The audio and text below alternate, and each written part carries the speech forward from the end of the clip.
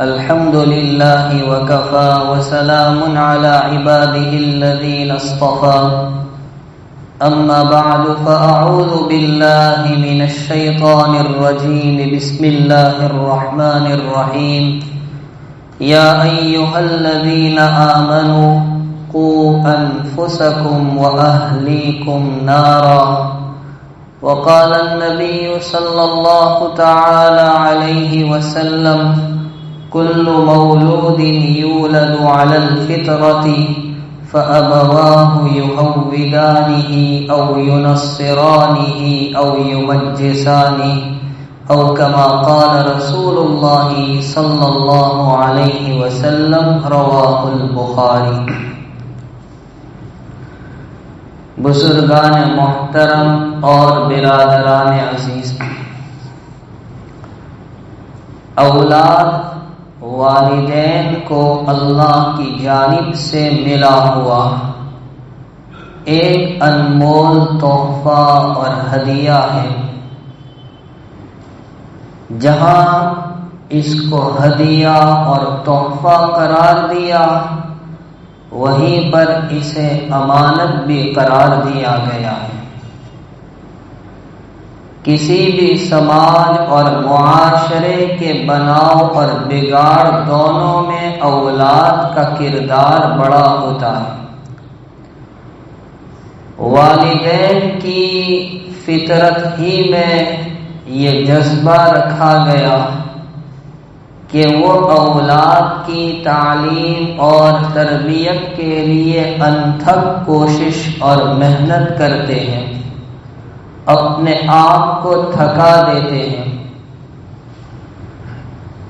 والد اور باپ اپنی اولاد کے لیے محنت کرتا ہے، کماتا ہے، سردی گرمی دھوپ بارش سب کچھ برداشت کرتا ہے، حتیٰ کہ اپنی بیماری کا بھی خیال نہیں کرتا اور اپنی محنت سے حاصل کی ہوئی کمائی کو اپنی اولاد پر خرچ کر کے وہ روحانی سکون حاصل کرتا ہے۔ تو دوسری جانب ماں کا کردار بھی بڑا اونچا ہے کہ حمل کے زمانے سے لے کر پیدا ہونے تک اور وہاں سے بڑا ہونے تک سب کچھ وہ اپنے بچے کے لیے ہنسی خوشی برداشت کرتی ہے، جو کچھ تکالیف پیش آئی اس کو جھیلتی ہے اور اس پر صبر و سکون پاتی ہے۔ لیکن ہم جس نازک دور سے گزر رہے ہیں، اس نازک دور میں بہت سی اولاد اپنے والدین کے لیے درد سر بن چکی ہے۔ والدین ان سے عاجز اور پریشان ہو چکے، اولاد سدھار کی طرف کم اور بگاڑ کی طرف زیادہ مائل ہوتی جا رہی ہے۔ تو ایسے موقع پر ایک سوال ذہن میں آتا ہے کہ اولاد بگڑتی کیوں ہے؟ ان میں سدھار کم اور بگاڑ کیوں زیادہ ہے؟ اس کی وجوہات اور اس کے اسباب کیا ہیں؟ تو وہ ہم مختصراً آج سمجھیں گے۔ اولاد کے بگڑنے کا سب سے پہلا اور بنیادی سبب ہے اپنی ہونے والی اولاد کے لیے اچھی ماں کا انتخاب نہ کرنا، یعنی دیندار خاتون کا انتخاب نہ کرنا۔ جناب رسول اکرم صلی اللہ تعالی علیہ وسلم نے ارشاد فرمایا کہ جب کوئی بندہ نکاح کرتا ہے تو اس کے سامنے 4 باتیں پیش نظر ہوتی ہیں۔ تنکح المرأة لأربع، لمالها ولحسبها ولجمالها ولدینها۔ کبھی انسان مال کو، کبھی حسب نسب کو، کبھی حسن و جمال کو، کبھی دینداری کو دیکھتا ہے۔ دنیا میں جتنی بھی قومیں ہیں، ہر قوم میں نکاح کا ایک معیار ہے۔ رئیس المحدثین حضرت عبداللہ بن مبارک رحمہ اللہ تعالی فرماتے ہیں، یہود کے یہاں شادی اور نکاح کا معیار مال و دولت ہے۔ وہ نکاح کرتے ہیں تو مال و دولت کو سامنے رکھ کر، لہذا اگر کوئی بندہ اس کو سامنے رکھے گویا اس میں یہودیت کا اثر ہے۔ اور نصارہ کے یہاں نکاح کا معیار حسن و جمال ہے، خوبصورتی ہے، لہذا کوئی اگر نکاح میں صرف حسن و جمال کو دیکھتا ہے تو گویا اس میں عیسائیت کا اثر ہے۔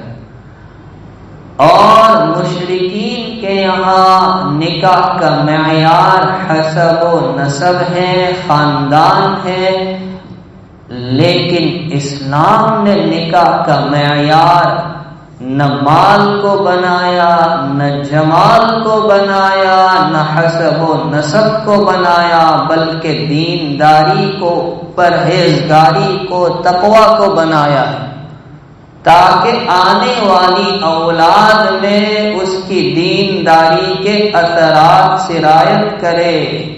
لیکن جب کوئی بندہ دینداری کو معیار نہیں بناتا تو پھر آنے والی اولاد میں بھی دینداری کے اثرات نہیں ہوتے۔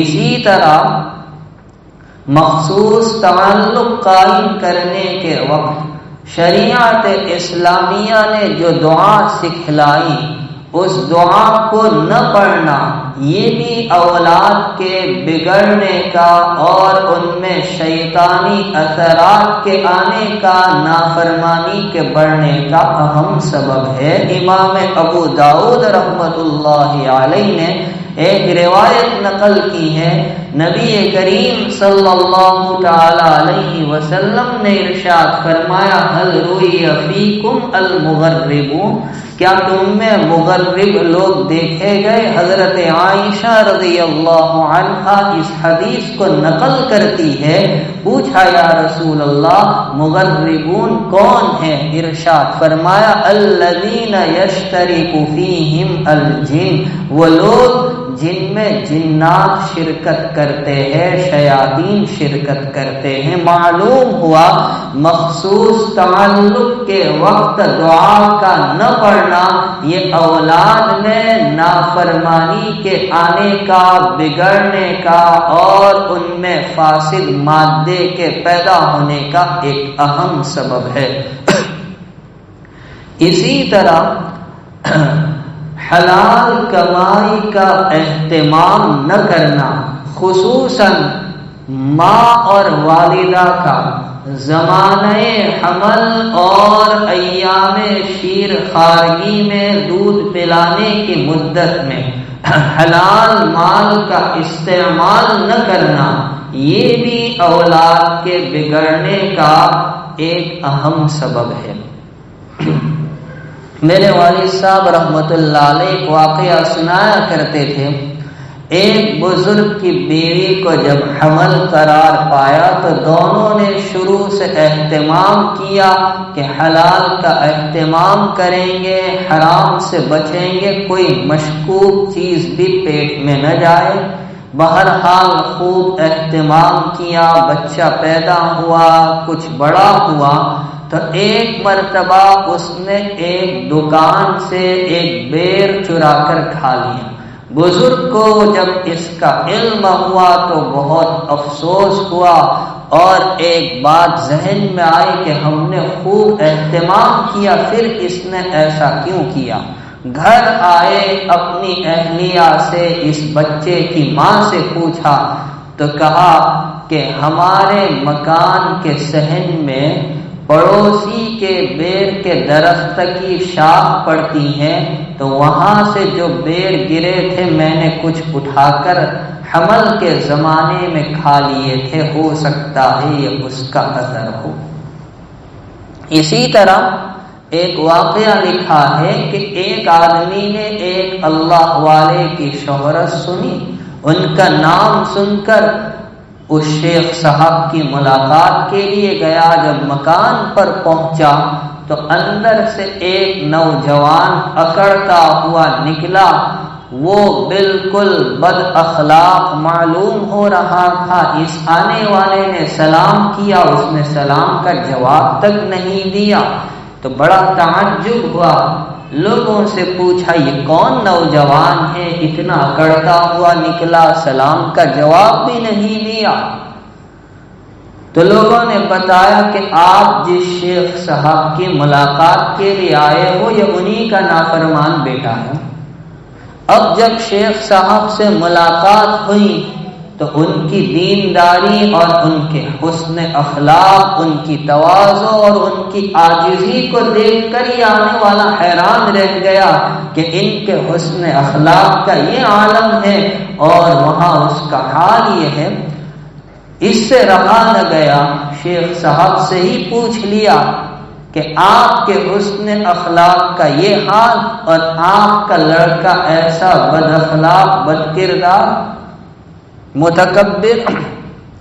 تو کہا جی ہاں وہ میرا ہی لڑکا ہے، اور داستان کچھ اس طرح ہے کہ مجھ پر کئی روز سے فاقہ تھا، تو میرے اس فاقے اور بھوک کا علم میرے ایک پڑوسی کو ہو گیا جو بادشاہ کے مقرب لوگوں میں سے تھا، اس نے میرے گھر کھانا بھیج دیا، پتہ نہیں کیسا مشکوک کھانا تھا، میں نے کھا لیا اور بیوی سے تعلق کا ارادہ ہوا اور اس کے نتیجے میں یہ پیدا ہوا ہے۔ تو اولاد کے بگڑنے میں ایک اہم سبب والدین کا حلال کمائی اختیار نہ کرنا بلکہ حرام کمائی کو اختیار کرنا، اس سے بھی اولاد میں بگاڑ پیدا ہوتا ہے۔ اسی طرح اپنی اولاد کو حد درجہ شفقت اور لاڑ پیار کرنا، یہ بھی اولاد کے بننے کے بجائے بگڑنے کا ایک سبب ہے۔ شریعت اسلامیہ بچوں کے ساتھ، اولاد کے ساتھ شفقت سے، پیار سے، لاڑ اور محبت سے منع نہیں کرتی، لیکن دائرے میں رہ کر۔ جناب رسول اکرم صلی اللہ تعالی علیہ وسلم کے پاس حضرت اقرا بن حابس تمیمی رضی اللہ تعالی عنہ بیٹھے تھے۔ نبی کریم صلی اللہ علیہ وسلم نے اپنے نواسے حضرت حسن بن علی رضی اللہ تعالی عنہما کا بوسہ لیا۔ انہوں نے عرض کیا پیارے آقا، آپ بچوں کا بوسہ لیتے ہیں، میرے تو 10 بچے ہیں، میں نے کبھی ان کا بوسہ نہیں لیا۔ نبی کریم صلی اللہ تعالی علیہ وسلم نے کیا فرمایا؟ من لا یرحم لا یرحم، جو رحم نہیں کرتا اس پر رحم بھی نہیں کیا جاتا۔ اسی طرح ایک روایت میں نبی کریم صلی اللہ علیہ وسلم کے پاس کچھ دیہاتی لوگ آئے، انہوں نے عرض کیا نبی علیہ السلام سے کہ آپ بچوں کا بوسہ لیتے؟ فرمایا ہاں۔ تو وہ کہنے لگے ہم تو نہیں لیتے۔ نبی علیہ السلام نے فرمایا میں کیا کروں جب اللہ تعالیٰ نے تمہارے دلوں سے رحم کو نکال دیا ہے۔ معلوم ہوا اولاد کے ساتھ شفقت سے، پیار سے، محبت سے، لاڑ سے شریعت روکتی نہیں، منع نہیں کرتی، لیکن اس کا مطلب یہ بھی نہیں کہ اولاد اگر کوئی غلط کام کرے، بری صحبتوں میں مبتلا ہو جائے تو ان کی تنبیہ نہ کی جائے، ان کو روکا ٹوکا نہ جائے۔ تو بعض مرتبہ حد درجہ شفقت اور حد درجہ پیار یہ بھی اولاد کے بگڑنے کا سبب ہے۔ اسی طرح حد درجہ سختی کرنا یہ بھی اولاد کے بگڑنے کا سبب ہے۔ وہ سمجھتا ہے کہ میرے باپ کو مار دھاڑ کے علاوہ کچھ آتا ہی نہیں، ہر بات پر ٹوکنا، تنبیہ کرنا، پٹائی کرنا۔ ہاں نبی علیہ السلام نے اس کی اجازت دی اور حضرت معاذ بن جبل رضی اللہ تعالی عنہ کو نبی کریم صلی اللہ تعالی علیہ وسلم نے جو 10 جامع نصیحتیں فرمائی تھی، ان میں ایک نصیحت یہ بھی تھی کہ تنبیہ کے ارادے سے کبھی اپنی اولاد سے کوڑے کو نہ ہٹانا، لیکن اس کا مطلب یہ نہیں کہ ہر بات پر ان کی پٹائی کی جائے، ان کے ساتھ سختی کا معاملہ کیا جائے۔ حد درجہ سختی بھی ان کے بگاڑ کا ایک سبب ہے۔ اسی طرح اپنی اولاد میں انصاف کا، مساوات کا، برابری کا خیال نہ کرنا، ایک کو اچھی نگاہ سے دیکھنا، دوسرے کے ساتھ برے نظر سے، برے سلوک سے پیش آنا، یہ بھی اولاد کے بگاڑ کا ایک سبب ہے۔ حضرت نعمان ابن بشیر رضی اللہ تعالی عنہ کو ان کے والد نبی کریم صلی اللہ علیہ وسلم کی خدمت میں لائے اور کہا، میں نے اپنے اس بیٹے کو ایک غلام ہبہ کیا ہے۔ نبی علیہ السلام نے فرمایا، کیا تم نے اپنے دوسرے بچوں کو بھی دیا ہے؟ انہوں نے کہا کہ نہیں، دوسروں کو تو نہیں دیا ہے۔ نبی کریم صلی اللہ تعالی علیہ وسلم نے فرمایا، پھر ان سے بھی لے لو۔ معلوم ہوا اولاد کے درمیان انصاف اور مساوات کا، برابری کا خیال کرنا چاہیے۔ اگر انصاف کا، مساوات کا، برابری کا خیال نہ رکھا جائے تو یہ اولاد کے بننے کے بجائے بگڑنے کا سبب اور بگڑنے کا ذریعہ ہے۔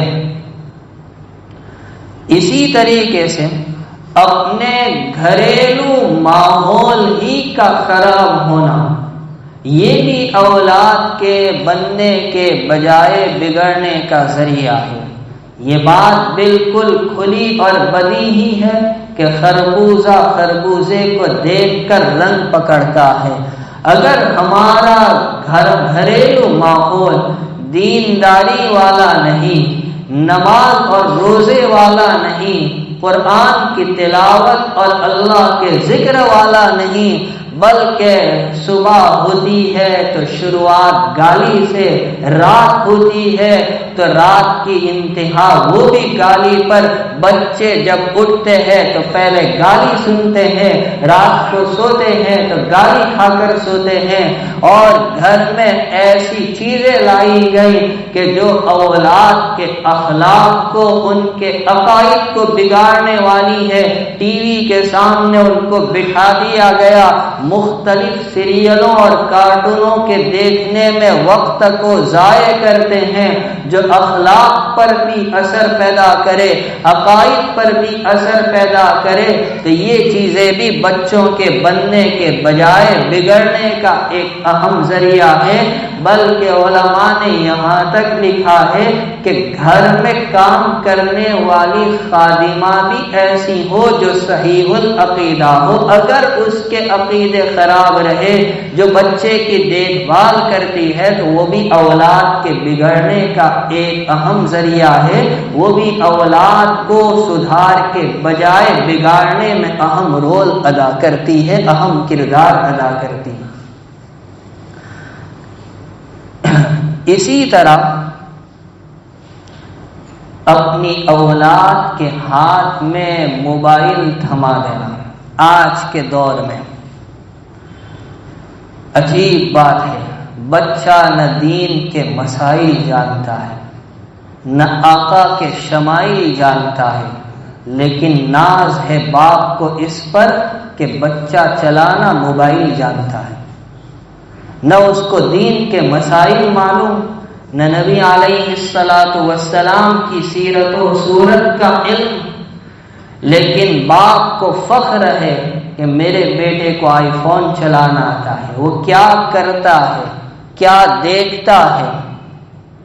تو یہ موبائل بچوں کے ہاتھ میں دے دینا ان کے بننے کے بجائے بگڑنے کا ایک اہم ترین ذریعہ ہے۔ اسی طرح جب بچہ یہ دیکھتا ہے کہ گھر میں میرا باپ ہی میری ماں کے ساتھ برا سلوک کرتا ہے یا دادا کے ساتھ، دادی کے ساتھ، چچا کے ساتھ، پھوپھی کے ساتھ، اور ہمیشہ گھر میں تناؤ، الجھنیں رہتی ہیں، جھگڑے رہتے ہیں، تو یہ بھی بننے کے بجائے بگڑنے کا سبب ہے۔ ماں کو دیکھتا ہے کہ ماں بھی باپ کے ساتھ ہر وقت بات میں لڑتی رہتی ہے، تو یہ بھی اولاد کے ذہن کے خراب ہونے میں، ان کے اندر نافرمانی کے مادہ پیدا ہونے میں ایک اہم کردار ادا کرتی ہے۔ اور اپنی اولاد کو صحیح تعلیم و تربیت سے خالی رکھنا، جو ان کی تربیت کا، ان کی تعلیم کا اصلی زمانہ ہے، اس اصلی زمانے میں ان کی صحیح تعلیم و تربیت کی فکر نہ کرنا، یہ بھی اولاد کے بگڑنے کا ایک اہم ترین ذریعہ ہے۔ اور اسی کی جانب نبی کریم صلی اللہ تعالی علیہ وسلم ارشاد فرماتے ہیں، ہر بچہ فطرت اسلام پر جنم لیتا ہے، لیکن ماں باپ اسے یہودی یا نصرانی یا مجوسی بنا دیتے ہیں۔ تکبیر مسلسل نامی ایک کتاب ہے جس میں مفکر اسلام حضرت مولانا علی میاں صاحب ندوی رحمت اللہ علیہ کا یہ عجیب ملفوظ لکھا ہے کہ اگر کہیں پر بچہ اغوا کر لیا جائے تو شور ہوتا ہے، خصوصاً وہ دوسرے مذہب کا ہو تو دنگے وغیرہ کا بھی اندیشہ ہوتا ہے، لیکن افسوس آج مسلمان ماؤں کی گود سے مسلمانوں کے بچوں کو بڑی آہستگی سے اٹھایا جا رہا ہے، اور ہمیں احساس تک نہیں، ہم ان کی تعلیم و تربیت کی فکر نہیں کرتے۔ اور ایک تعلیمی کانفرنس کو خطاب کرتے ہوئے حضرت مولانا علی میاں صاحب ندوی رحمت اللہ علیہ نے فرمایا تھا، تاریخی جملے ہیں، بچے کا بچپن میں مر جانا بہتر ہے اس سے کہ وہ بڑا ہو اور صحیح تعلیم و تربیت کے زیور سے وہ خالی و آراستہ نہ ہو، خود بھی جہنم میں جائے اور ماں باپ کو بھی جہنم میں لے جانے کا ذریعہ اور سبب بنے۔ اس سے تو اچھا ہے کہ بچہ بچپن ہی میں انتقال کر جائے، مر جائے۔ ایک مرتبہ صدمہ ہوگا اور 2-4 دن صدمہ کر کے آپ چپ ہو جائیں گے، لیکن وہ اولاد جو ماں باپ کے لیے درد سر بن جائے۔ گھر کا ماحول ٹھیک کیجیے، بچہ جو کچھ سیکھتا ہے اور بگڑتا ہے، بنتا بگڑتا وہ وہیں سے ہے۔ تو سب سے پہلے گھریلو ماحول کو درست کرنے کی ضرورت ہے۔ میرے والد صاحب رحمت اللہ علیہ ایک واقعہ سناتے تھے کہ جب انگریزوں کی حکومت تھی، ایک چور پکڑا گیا اور انگریز افسر نے اس کے لیے سولی کا، پھانسی کا فیصلہ سنا دیا۔ جب اس کو سولی پر لٹکایا جانے لگا تو پوچھا گیا، آخری کوئی تمنا کا؟ میری ماں سے ملنا چاہتا ہوں۔ اس کی ماں کو، بوڑھی ماں کو بلایا گیا، کہ لو آپ کی ماں گئی، کہا میں کچھ کہنا چاہتا ہوں، کہا کہہ لو، کہ نہیں میں اکیلے میں تنہائی میں کچھ کہنا چاہتا ہوں۔ تو ماں کو قریب کیا گیا، جب وہ قریب آئی تو اس نے اپنے ماں کے کان کو چبا لیا۔ انہیں بڑا تعجب ہوا کہ جاتے جاتے ایسی حرکت کہ ماں کے کان کو چبا لیا۔ انگریز افسر سے رہا نہ گیا، پوچھا کہ تو نے مرتے مرتے ایسی حرکت کیوں کی؟ اس نے کیا جواب دیا کہ میں آج جو سولی پر اور پھانسی پر چڑھایا جا رہا ہوں اسی ماں کی وجہ سے۔ میں بچپن میں جب میرا باپ مر گیا تھا، اسکول پڑھا کرتا تھا، چھوٹی موٹی چوری کر کے لاتا، میری ماں میری تنبیہ اور ڈانٹ ڈپٹ کے بجائے تعریف کیا کرتی تھی، حوصلہ افزائی کیا کرتی تھی۔ نتیجہ یہ نکلا کہ میں پہلے چھوٹا چور تھا، اب بڑا چور بن گیا، اسی جرم میں مجھے پکڑا گیا اور آج پھانسی کے پھندے پر مجھے لٹکایا جا رہا ہے۔ تو جو کچھ میرے اندر یہ بگاڑ اور فساد پیدا ہوا، یہ میری ماں کی وجہ سے ہوا۔ حضور اعلیٰ نبینا وعلیہ الصلوۃ والسلام نے خاتون کو دیکھا، مٹھی بند ہے اور بچے کو کہہ رہی تعال میرے پاس آؤ میں کچھ دوں۔ آقا نے فرمایا واقعی تمہارے ہاتھ میں دینے کو کچھ ہے کا کھجور ہے، میں وہ دینا چاہتی ہوں۔ فرمایا کہ ہاں اگر کچھ نہ ہوتا، خالی اور بند مٹھی ہوتی، صرف بچے کا دل بہلانے کے لیے، اس کو بلانے کے لیے تم ایسا کہتی تو ایک جھوٹ تمہارے نام اعمال میں لکھا جاتا۔ اور بچہ جھوٹ اور دھوکہ دینا بھی اسی طرح سیکھتا ہے۔ وہ قریب آتا، ماں مٹھی کھول دیتی، کچھ بھی نہیں ہے تو بچہ سمجھ جاتا کہ اچھا ٹوپی ایسے پہنائی جاتی ہے۔ تو بچہ بگڑتا بھی گھر سے ہے، بنتا بھی گھر سے ہے۔ گھر کے ماحول کو ٹھیک کیجئے۔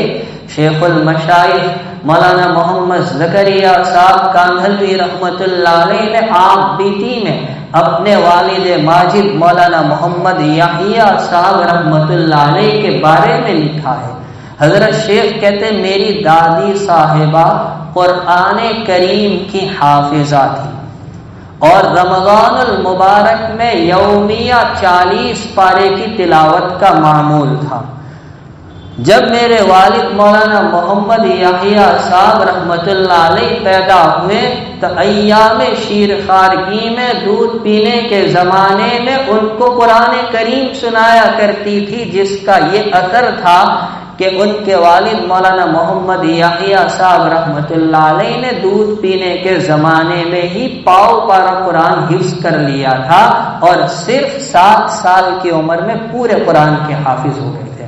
تو یہ گھر کا ماحول ہے۔ اور صحابہ کرام میں اگر آپ ایسی تربیت کی جھلک دیکھنا چاہیں تو حضرت افرا رضی اللہ تعالی عنہ کی داستان پڑھے، جن کا پہلے نکاح حارث بن رفاعہ سے ہوا، جن سے 3 لڑکے معاذ، معوذ اور اوف ہوئے۔ دوسرا نکاح بکیر اللیثی سے ہوا، جن سے ایاس، عاقل، عامر، خالد 4 لڑکے ہوئے، کل ملا کر 7۔ اور تربیت کیسی شاندار کی ہوگی کہ یہ 7 بدری صحابی ہیں۔ اور حضرت خنسہ رضی اللہ تعالی عنہ جو ایک شاعرہ صحابیہ ہے، اور کیسا ان میں ایمانی جذبہ ہوگا کہ جب حضرت مثنى بن حارثہ رضی اللہ تعالی عنہ قادسیہ کی جانب لشکر کو لے کر روانہ ہوتے ہیں، اس لشکر میں حضرت خنسہ رضی اللہ تعالی عنہ بھی اپنے 4 لڑکوں کو لے کر شریک ہوئی۔ اور جنگ کی رات میں آئندہ کل جنگ ہونے والی ہے تو رات میں 4 لڑکوں کو جمع کر کے جو جوشیلی اور ایمانی اور ولولہ انگیز تقریر کی، انہیں ہم الفاظ میں بھی بیان نہیں کر سکتے۔ وہ خاتون جنت کہتی ہیں اے میرے پیارے بیٹو، تم اپنی مرضی سے یہاں آئے ہو، جبرن اور زبردستی نہیں لائے گئے ہو، اور قسم ہے اس ذات پاک کی جس کے سوا کوئی معبود برحق نہیں، جس طرح تم ایک ماں کی اولاد ہو اسی طرح تم ایک باپ کی بھی اولاد ہو۔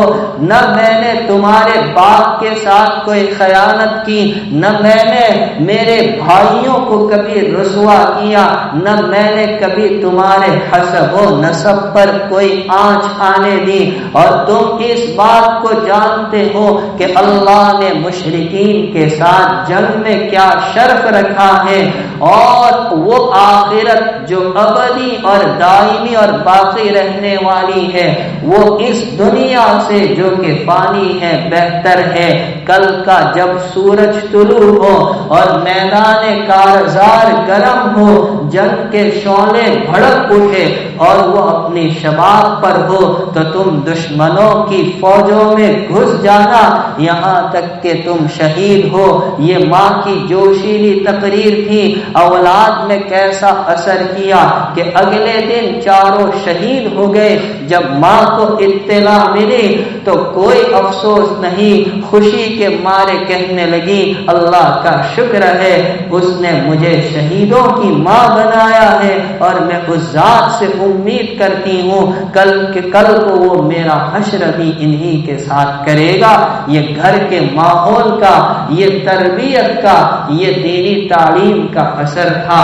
اور اب ہم اپنے معاشرے کا جائزہ لیں، ہم اپنی اولاد کے لیے، اور آج کل تو ایمان کو خراب کرنے کے کیا کیا اسباب نہیں ہیں، باطل ایک ہو چکا ہے، مختلف منصوبے ہمارے سامنے تیار ہیں، ایمان کو اور عقائد کو بگاڑا جا رہا ہے، نبی کی محبت کو، قرآن کی محبت کو، سنت رسول کی محبت کو کم کرنے اور ان کو مٹانے کی کوششیں کی جا رہی ہیں۔ ایسے ماحول میں بھی ہم اپنی اولاد کی دینی تعلیم و تربیت کی فکر نہیں کرتے، اور پھر یہی اولاد آگے چل کر ماں باپ کے لیے درد سر کا سبب بنتی ہے۔ خدا کے واسطے موقع ابھی بھی ہے، اپنی اولاد کی قدر کیجئے، ان کو صحیح تعلیم و تربیت کے زیور سے آراستہ کیجئے، جہنم کے گڑھے میں جانے سے بچا لیجئے تاکہ کل کو رسوائی نہ ہو کہ یہ خود بھی جہنم میں جائے اور ہمیں بھی جہنم میں لے جانے کا ذریعہ بنے۔ اللہ تعالی ہمیں ان کے حقوق کی ادائیگی کا کامل اہتمام نصیب فرمائے۔ وآخر دعوانا ان الحمد للہ رب العالمین۔